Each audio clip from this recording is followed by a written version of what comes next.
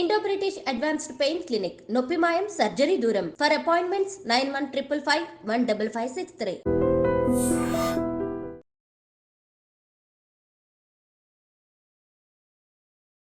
Welcome to iDream media. So brain dead వింటూ ఉంటాము. అసలు ఈ బ్రెయిన్ డెడ్ అంటే ఏంటి? సో ఎవరికి ఈ బ్రెయిన్ డెడ్ అవుతుంది? బ్రెయిన్ డెడ్ అయ్యాక ఆర్గన్ డొనేషన్ అది చెప్తూ ఉంటారు కదా. సో ఎవరికి ఇది సాధ్యపడుతుంది? సో దీని గురించిన వివరాలు తెలుసుకుందాం. మీరు మనతో పాటు ఉన్నారు ప్రముఖ న్యూరో సర్జన్ డాక్టర్ రంగనాథం గారు from Aster prime hospital, Ameerpet. Doctor గారు నమస్తే. ఎవరికైనా ఆర్గన్ ఫిక్స్ చేశారు అన్నప్పుడు బ్రెయిన్ డెడ్ అయిన ఒక పేషెంట్ నుంచి తీసుకొచ్చారని చెప్తూ ఉంటారు. అంటే బ్రెయిన్ డెడ్ అంటే ఏంటండి అసలు? అంటే మాటలో ఉన్నట్టుగానే బ్రెయిన్ డెడ్ అంటే మెదడు పని చేయడం మానేసింది, చనిపోయింది. అది చాలా కష్టమైనటువంటి మాట. అసలు నాకున్న ఇన్ని సంవత్సరాల అనుభవంలో ఓ చుట్టాలకి మీ దగ్గర చుట్టం బంధువు ఇంకా చనిపోయాడని చెప్పడం అన్నిటికంటే కష్టమైన మాట అండి. అంతే కదా, అంతే కదా డాక్టర్ గారు. అక్కడ వాళ్ళు సడన్ గా ఏడుపులు, ఆ కన్నీరు మనసు కదిలిపోయేది. అంటే ఇన్ని సంవత్సరాల్లో కొంతమంది డెఫినెట్గా జరిగిపోవడం జరిగింది. మేము డిక్లరేషన్ అంటే చనిపోయాడని చెప్పాల్సినటువంటి బాధ్యత, కఠినమైన బాధ్యత కూడా డాక్టర్లు, కానీ చెప్పక తప్పదు. బ్రెయిన్ డెడ్ అంటే దానికి ప్రపంచం అంతా కూడా కొన్ని నిర్దిష్టమైనటువంటి లక్షణాలు ఉన్నాయి. అంటే ఈ పేషెంట్ బ్రెయిన్ డెడ్ అని చెప్పే ముందు ఇవన్నీ ఉన్నాయా లేదా. ఉదాహరణకి ఇప్పుడు గ్లాస్గో కోమా స్కేల్ అని ఉంటుంది. అంటే కళ్ళు తెరిచాడు అంటే 4 పాయింట్లు, మాట మాట్లాడుతున్న నార్మల్ 5, కాలు చేయి చక్క చెప్తే కాలు కలుస్తున్నాడు 6. ఈ బ్రెయిన్ డెడ్ వాళ్ళలో అసలు ఏ ఒక్క పాయింట్ కూడా ఉండదు. అంటే టోటల్గా 15 ఉండాల్సిన స్థానంలో 3 కంటి పాపలు ఉంటాయి. దానిలో లైట్ వేస్తే దగ్గరగా ఇట్లా సంకోచం అవుతుంది, కన్స్ట్రక్షన్ అంటాం. కంటి పాపలు 2 పెద్దగా అయిపోయి అసలు దాంట్లో రియాక్షన్ లేకపోతే అంటే డైలేటెడ్ ఫిక్స్డ్ ప్యూపిల్స్ అంటాం. అదొక కారణం. ఇప్పుడు కంటి మీద మనం ఇలాగ ముట్టుకున్నాం అనుకోండి, అసలు ఏదన్నా దగ్గరికి వెళ్ళిందనే కన్ను మూసుకుంటుంది కదండి. భగవంతుడు ఇచ్చినటువంటి రిఫ్లెక్స్ అంటాం, అది కార్నియల్ రిఫ్లెక్స్ అని. ఈ రిఫ్లెక్స్ కానీ లేకపోతే, కన్ను గుడ్డు ముట్టుకున్నా కూడా అసలు లేకపోతే ఆ యాబ్సెంట్. అదే కాకుండా డాల్స్ ఐ మూవ్మెంట్ అని ఒకటి ఉంటుంది. అంటే డాల్ పిల్లలు ఆడుకుంటూ ఉంటారు కదా, ఆ డాల్లో ఇలాగ కళ్ళు తిరుగుతూ ఉంటాయి. మన డాల్ ఇటు పక్క తిప్పితే కళ్ళు అటు వెళ్తాయి, ఇటు తిప్పితే అటు వెళ్తాయి, అంటే ఆపోజిట్లో. అలాగే తలలో కూడా తల ఇలాగ నుంచి ఒక డైరెక్షన్లో సడన్గా రైట్ సైడ్ తిప్పామనుకోండి, కళ్ళు ఎడం పక్కకి వెళ్ళాలి. లెఫ్ట్ సైడ్ తిప్పితే రైట్ సైడ్కి వెళ్ళాలి. ఈ మూమెంట్ కానీ లేదనుకోండి, absence of dolls eye movement, అది చాలా ముఖ్యమైనది. అంటే అది లేదు అని అంటే ఇంకా మనం అది ఒక్కదానితోనే మనం చెప్పాం, కానీ ఒక కారణం, ఒక నిర్దిష్టమైన లక్షణం అయితే అనొచ్చు. అదే కాకుండా భగవంతుడు ఇచ్చినటువంటి బ్రెయిన్ స్టెమ్ రిఫ్లెక్సెస్ అని ఉన్నాయి. అంటే దొక్కడం, మింగడం, ఇవన్నీ. ఈ 2 కానీ కాఫింగ్ రిఫ్లెక్స్ లేదు కాకపోయినా, లేకపోతే ఏదైనా ఆ లోపల టెస్ట్ చేస్తారు, గ్యాగ్ రిఫ్లెక్స్ ఉందా, ఈ 2 లేకపోయినా, ఇవి కూడా absence of brain reflex, brain stem reflexes.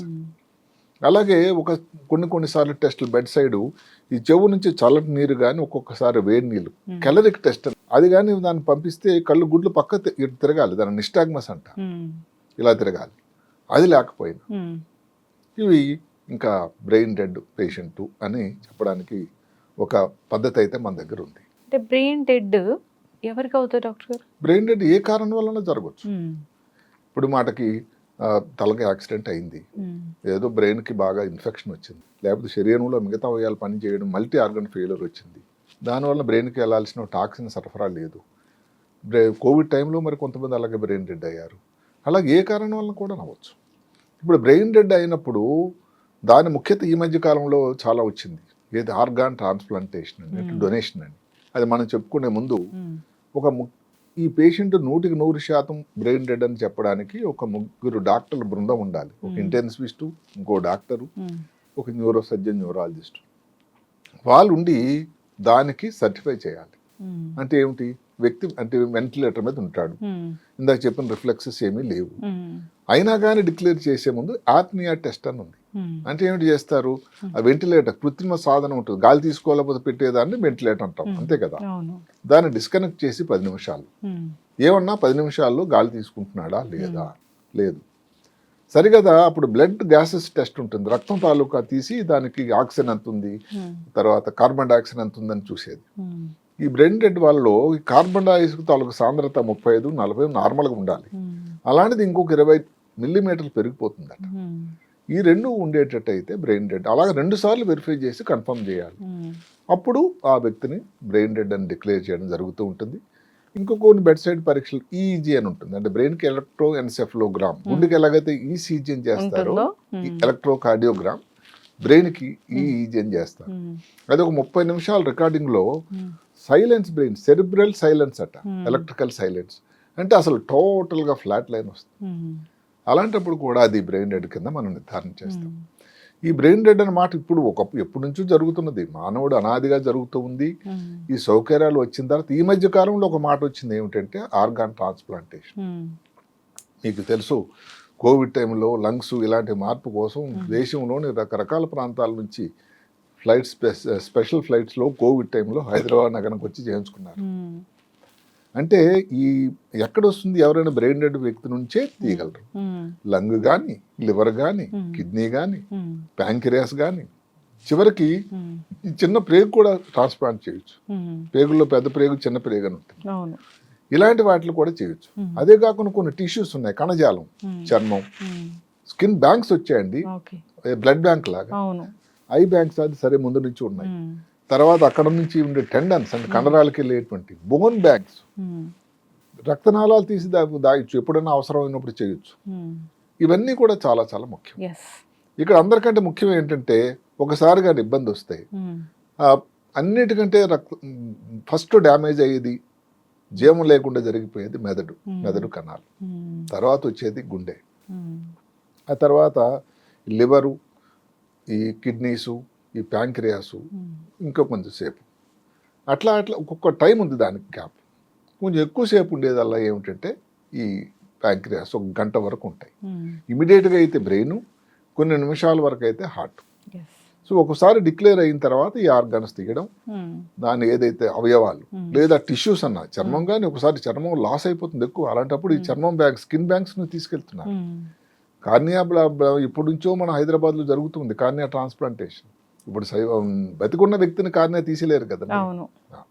Kidney ఇవ్వడం మామూలుగా ఉన్నవారి వ్యక్తులు ఏది, ఒకటి కిడ్నీ, రెండోది లివరు, ఈ రెండే చేయగలుగుతున్నారు ట్రాన్స్ప్లాంట్. అప్పుడప్పుడు ఈ మధ్యన ఏదో ప్యాంక్రియాస్ అని. కానీ ఎక్కువ శాతం చనిపోయిన వ్యక్తుల నుంచి. అంటే చనిపోయిన వ్యక్తులు, చనిపోయిన ఏ కారణాల వల్ల చనిపోయినా, ఇంకా కొంతమందికి 5గురికో 6గురికో, మాటకు ఉదాహరణకు 2 ఊపిరితిత్తులు, 2 మూత్రపిండాలు, గుండె, 5 కళ్ళు, లేకపోతే చిన్న పేగులు, ఇలాంటివి ఇంకొకరికి దానం చేసి వాళ్ళకి జీవితాన్ని కల్పించిన వాళ్ళు అవుతారు కదా. అన్నిటికంటే ముఖ్యమైన సంతోషకరమైన మాట ఒక విధంగా చెప్పాలంటే, భారతదేశంలోనే తెలంగాణ రాష్ట్రం అన్ని ప్రాంతాల కన్నా ముందడుగు ఉందండి. ఇది 2013లో జీవన్ దాన్ ప్రోగ్రామ్ అని మొదలుపెట్టారు. అసలు మిగతా రాష్ట్రాలలో దానికన్నా తెలంగాణ రాష్ట్రంలోనే చాలా ఎక్కువగా ఇవి జరుగుతున్నాయి. చాలా రాష్ట్రాలు వెనుకబడి లాగా 2023 మాట తీసుకోండి, దగ్గర 1052 అయినాయట ఈ జీవన్ దాన్ ప్రోగ్రాంలో. తెలంగాణలో ఎన్ని జరిగాయి తెలుసా? 252. ఆ తర్వాత స్థానం కర్ణాటక, తమిళనాడు. ఏదో కారణాల వల్ల నాకు తెలియదు కానీ అన్నిటికంటే బాగా చదువుకున్న వాళ్ళు ఉండేటువంటి కేరళలో కానీ, అత్యధిక జనాభా ఉన్నటువంటి బీహార్, ఉత్తరప్రదేశ్లో కానీ చాలా తక్కువ శాతం.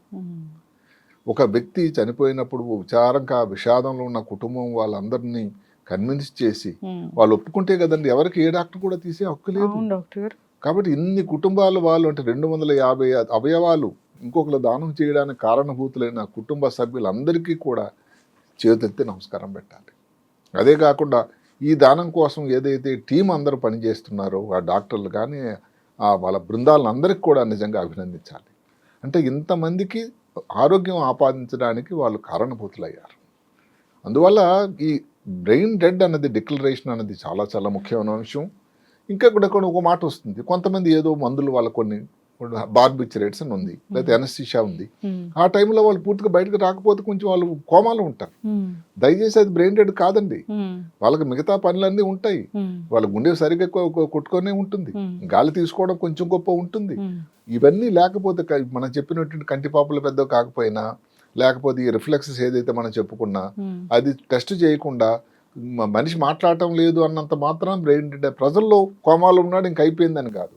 ఇంకొక తప్పుడు అభిప్రాయం ప్రజల్లో చాలా ఉంది ఏంటంటే వెంటిలేటర్ అన్నది.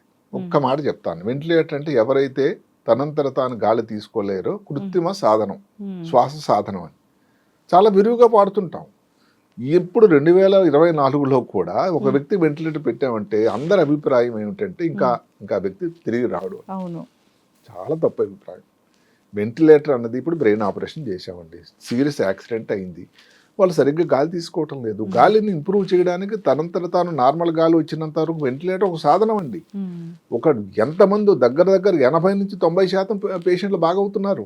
వెంటిలేటర్ పెట్టారు అంటే లాభం లేదని కాదు, దయచేసి అందరూ గమనించండి. ఇంకొక మాట ఏంటంటే వెజిటేటివ్ స్టేట్, ఇది ఎక్కడ వస్తుందంటే యాక్సిడెంట్ అయింది అనుకోండి, బాగా పెద్ద యాక్సిడెంట్ అయింది, లోపల ప్రాంతాల్లో దెబ్బ తగిలింది, వాళ్ళు రికవర్ అవుతారు. అయితే ఏమిటి, నార్మల్ వ్యక్తుల్లా ఉండరు. ఆ వెజిటేటివ్ స్టేట్ని కూడా ఇంకా బ్రెయిన్ డెడ్ అయిపోయాడు.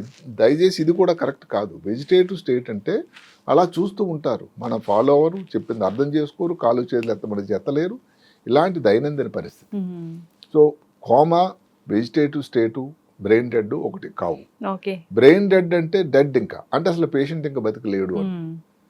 కోమాలో ఉన్న పేషెంట్ ఇంప్రూవ్ అయ్యే వాళ్ళు ఉన్నారు, వెజిటేటివ్ స్టేట్ ఉన్నారు, సజీవంగా ఉన్నట్టు కింద లెక్క.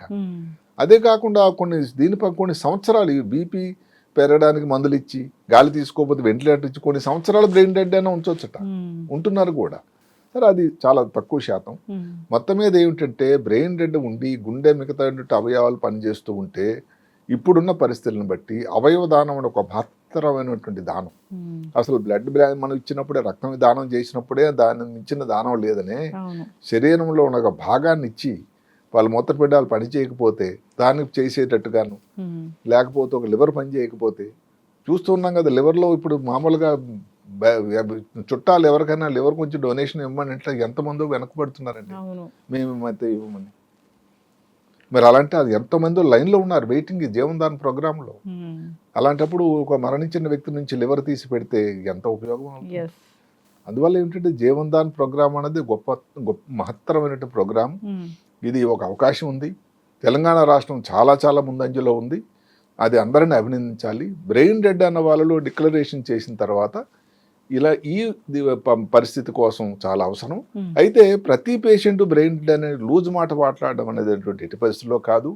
ముందు చెప్పిన హ్యాపీనే టెస్ట్ కానీ, కార్నర్ రిఫ్లెక్స్ కానీ, ఈ డాల్స్ ఐ మూమెంట్ కానీ, లేకపోతే క్యాలరిక్ టెస్ట్ కానీ, ఈజీ టెస్ట్ కానీ, ఇవన్నీ చేయకుండా ఒక వ్యక్తి బ్రెయిన్ డెడ్ అని చెప్పడానికి ఎవరికి కూడా ఎట్టి హక్కు లేదు. ఓకే డాక్టర్ గారు, కోమాలోకి వెళ్తారు అంటే బికాస్ ఆఫ్ కొన్ని కారణాలు, ఎనస్థీషియా ఇచ్చినప్పుడు అంటే హై డోస్ ఇచ్చినప్పుడు వెళ్తారా? అంటే హై డోస్ కన్నా ఒక్కొక్కసారి వాళ్ళు రికవరీ అన్నది వ్యక్తి బట్టి ఉంటుందండి. ఏ అనస్థిస్ట్ కూడా బరువును బట్టి, వయసును బట్టి, వాళ్ళకున్న మిగతా ఇబ్బందులను బట్టి వాళ్ళు వేసే మందు కానీ లేకపోతే ఏ రకం మందు ఇవ్వాలని కొన్ని నిర్దిష్టమైన పద్ధతులు ఉన్నాయండి.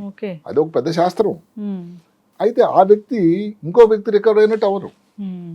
అలాంటప్పుడు కొన్ని ఇబ్బందులు వస్తాయి. అంటే పర్టికులర్ గా హాఫ్ అన్ అవర్ కోసం ఎనస్థీషియా ఇవ్వడం, దాని తర్వాత మళ్ళీ వాళ్ళు నిద్ర లేవడం అట్లా ఉండదా? అది ఉంటుంది దానికి ఏంటంటే ఒక టైం ఉంటుంది, ఆ ఇచ్చిన మందుని బట్టి ఉంటుంది. దాన్ని బట్టి కంటిన్యూస్ గా మధ్యలో ఇస్తూనే ఉంటారు. ఎనస్థీషియా పేషెంట్ వదిలిపెట్టి బయటకు వెళ్ళలేరు కదండి. మేము బ్రెయిన్ ఆపరేషన్ చేస్తుంటాం. మన మంగళవారం నాడు ఒక 6 గంటల ఆపరేషన్ చేసాం, సోమవారం నాడు దగ్గర 7 గంటలు. ఎవరో ఒక ఎనస్థిస్ట్ అక్కడే ఉండాలండి. సర్జన్ ఎలాగైతే అక్కడ చేస్తూ ఉంటారో ఆపరేషన్, ఎనస్థిస్ట్ కూడా అక్కడ ఉండాల్సిందే.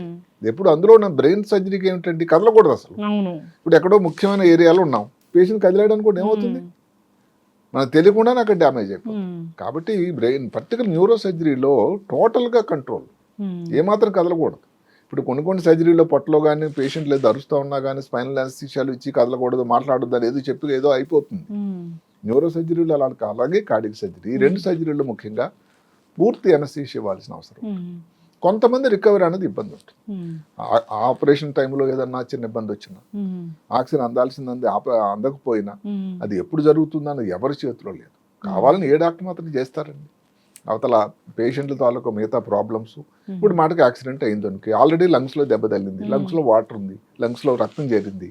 ఇప్పుడు ఆపరేషన్ చేస్తున్నప్పుడు రికవరీ స్లో ఉంటారు కదండి, అలా స్లో ఉంటారు కానీ వస్తారు. చక్కటి ఇన్ఫర్మేషన్ అండి బ్రెయిన్ డెడ్ గురించి. వెంటిలేటర్ గురించి కూడా చాలా చక్కగా చెప్పారు. వెంటిలేటర్ మీదకి వెళ్ళారు అంటే కృత్రిమ శ్వాస తీసుకుంటూ వాళ్ళు రికవర్ అవుతున్నారని. అందుకనే కృత్రిమ శ్వాస దానికి రికవర్ అవడానికి అదొక ఉపయోగపడుతుంది, అదొక మార్గం. దయచేసి వెంటిలేటర్ పెడితే ఇంకా లాభం లేదని కాదు. వెంటిలేటర్ పెట్టిన వాళ్ళు రికవరీ వాళ్ళు ఎంతోమంది ఉన్నారు. మీరు కావాలంటే వెంటిలేటర్ పెట్టి రికవర్ అయిన వాళ్ళ చుట్టాలని మందులతో మాట్లాడితే మీకు తెలుస్తుంది వెంటిలేటర్ తాలూకు ఉపయోగం ఎంత ఉందా అని. అది దాని మీద తప్పుడు ప్రచారం అన్నది మంచిది కాదు అని నా సలహా. చక్కటి ఇన్ఫర్మేషన్ డాక్టర్ గారు, ధన్యవాదాలు. నమస్కారం.